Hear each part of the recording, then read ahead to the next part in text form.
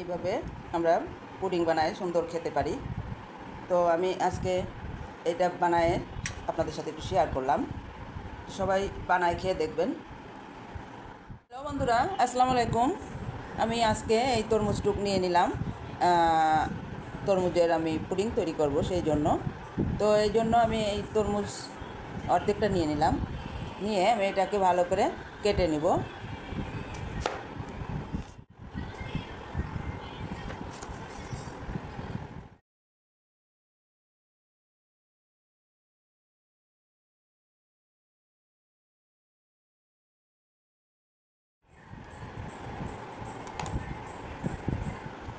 হয়ে গেছে আমার তরমুজ কেটে নেওয়া। এই যে আমি এখন এটাকে ব্লেন্ডারে দিব। ব্লেন্ডারে দিয়ে আমি একটু জুস করে নিব।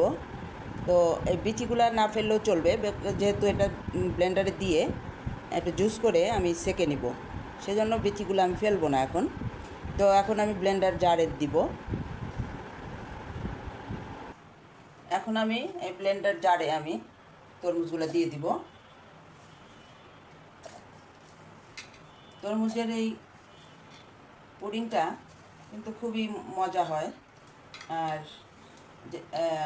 এখন যেহেতু তরমুজ এখনও বাজারে ভালোই আছে, তো আমরা এই তরমুজ এনে এইভাবে বানিয়ে খেতে পারি বিভিন্ন ডেজার্ট।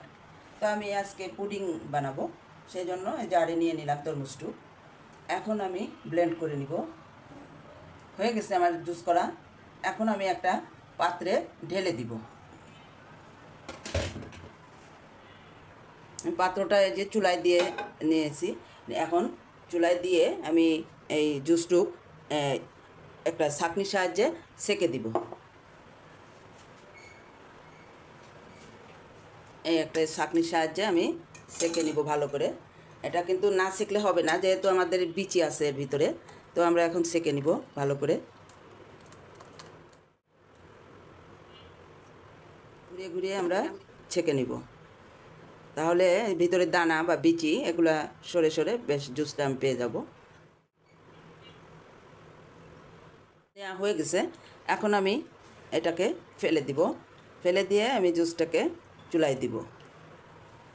এখন আমার এই যে জুসটা পাওয়া হয়ে গেছে। এখন আমি চিনি দিব, গলা কাপ চিনি দিব। পুরোটা লাগবে না চিনি, আমি এইটুকু চিনি দিব। দিয়ে আমি চিনিটাকে ভালো করে গলায় দিব। গলায় নিলে কিন্তু চিনিটা মিশে গেলে আমার পুডিংটায় ভালো সুবিধা হবে। এরপরে দিব আমি আগার আগার। এই আগার আগারটা আমি দিয়ে দিব। তো আমি এইটা মুখ মেপে দিব।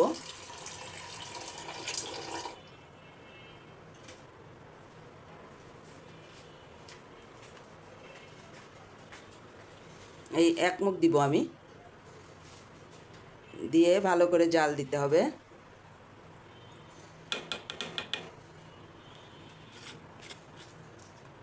এটাকে ভালো করে মিশাই ফেলতে হবে। মিশায়ে আমার জাল দিতে হবে।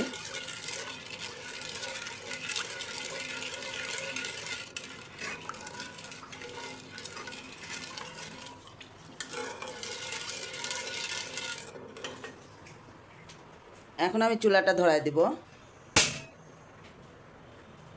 ধরায় আমি একটু নাড়বো। নাড়ার পরে বলক উঠলে আমি এটাকে একটা পাত্রে ঢেলে দিব। তো এখন আমি চিনিটা ভালো করে মিশাই ফেলবো। বলক ওঠা পর্যন্ত আমি নাড়তে থাকবো, কারণ যতক্ষণ বলক না উঠবে ততক্ষণ আমার নাড়তে হবে। যেহেতু আগার আগারটা দেওয়া হয়ে গেছে, এখন নাড়তে হবে। গরমে কিন্তু এই কলিজা ঠান্ডা করা পুডিংটা খেলে সেই ভালো লাগে। তো আমরা সবাই এরকম গরমে কলিজা ঠান্ডা করা পুডিংটা বানিয়ে খাবো। বাড়িতে বানায় রাখলে একজন আসলে, মেহমান আসলে কিন্তু মেহমানদের দেওয়া যায়। তো এই জন্য আমরা এটা বানায় রাখতে পারি। আমার কিন্তু বলক উঠে আসছে। এই যে বলক উঠে গেছে। এখন আমি একটু নেড়ে চেড়ে নামাই ফেলবো।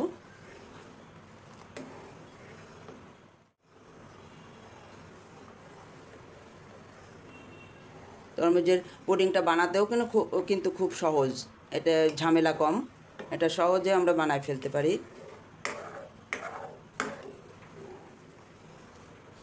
সুন্দর একটা কালার আসছে।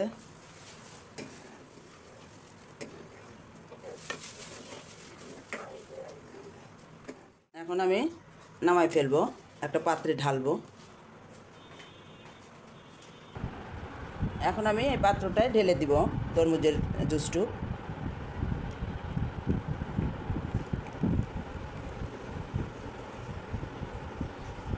ঢেলে এটাকে আমি ঠান্ডা হতে দিব।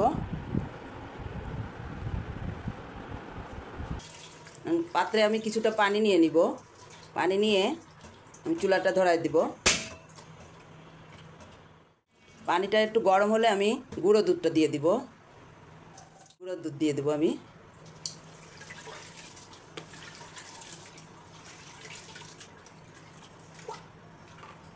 এখন দুধটা আমি নেড়ে চেড়ে মিশাই দিব।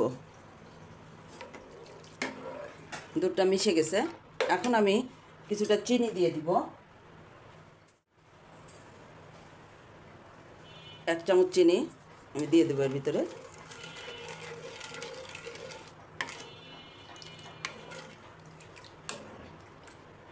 নাও,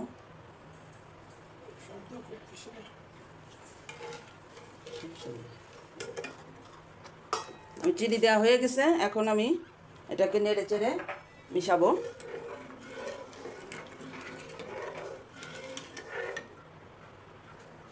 এখন 1 চিমটি লবণ দিয়ে দিব আমি, খুবই সামান্য একটু লবণ দিয়ে আমি আবার এটাকে নেড়ে দিব ভালো করে।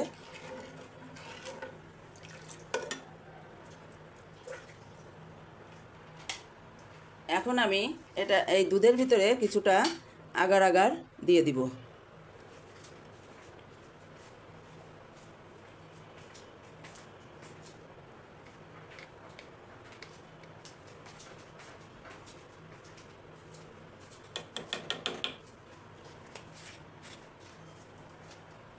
এখন ভালো করে এটাকে আমার মিশাই দিতে হবে। মিশায়ে আমি এটাকে জাল করে নিব। দুধটা যে বলক উঠছে একটু, এখন দুধটা ভালো করে বলকটা উঠলে আমি নামাই ফেলবো। তরমুজটা সেট হয়ে গেছে, এই যে তরমুজের জুসটা। এখন আমি এটাকে কেটে নিব, সুন্দর পিস পিস করে কাটবো।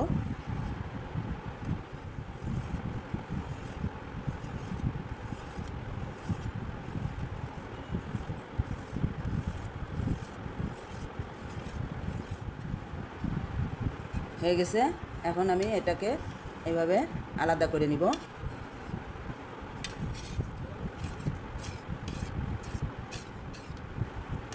এটা কিন্তু পুডিং হিসাবে খুবই সুন্দর একটা হয়, টেক্সচার হয়। এই যে এখন আমি এর ভিতরে দুধটা ঢেলে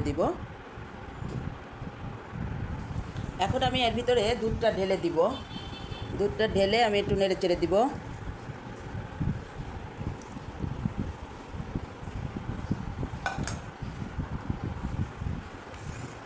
নেড়ে চেড়ে এটাকে আমি নর্মাল ফ্রিজে সেট হতে দিব।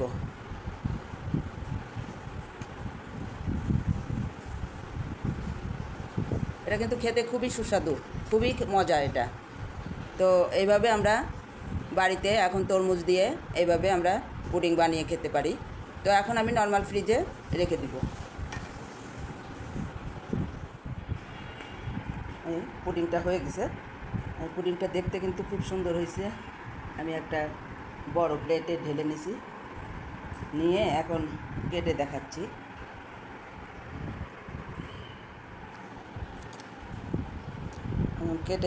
আমি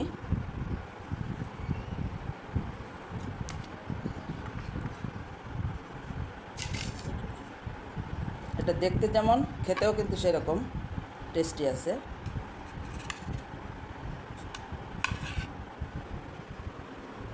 তো এরকম আমরা তরমুজ বাজারে প্রচুর পাওয়া যাচ্ছে। এই তরমুজ দিয়ে আমরা পুডিং, বিভিন্ন ডেজার্ট বানায় খেতে পারি। তো সবাই ভালো থাকবেন, সুস্থ থাকবেন। আল্লাহ হাফেজ।